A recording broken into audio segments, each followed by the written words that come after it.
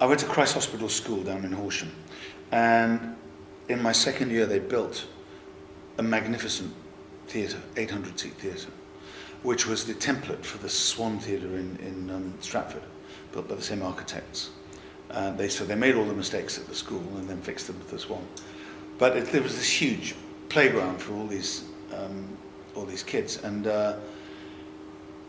they brought in the RSC and the National Theatre and dance companies, London Contemporary Dance and Ballet Rambert, and incredible soloists, and the boys were the ushers, the kids were the ushers, and so we saw all this stuff come through. And I also had a very famous uncle at the time, and I suppose I do, even though he's passed on, and I knew he had been in theatre. He was a film star. And I think that there was a sense that I should have a go. And I did it at the school, and they put me in, my first role was as a dead body in The Real Inspector Hound, and I got reviewed for it. I had to be on stage before the audience came in, through the play, and then after the audience left, and then I was allowed to move. I wasn't allowed to move for the whole thing. And my first review was, Masterson was a convincing corpse, which is going to be the title of my autobiography if ever I get round to writing one. Anyway, and corpsing has been my modus operandi ever since.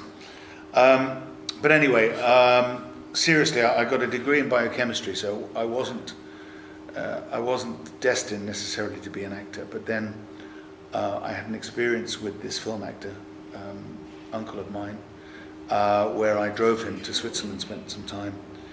And he inspired me. He reintroduced me to literature and poetry and all of that. And then he died. He died in 1984. And it was when he died that my girlfriend at the time was an actress.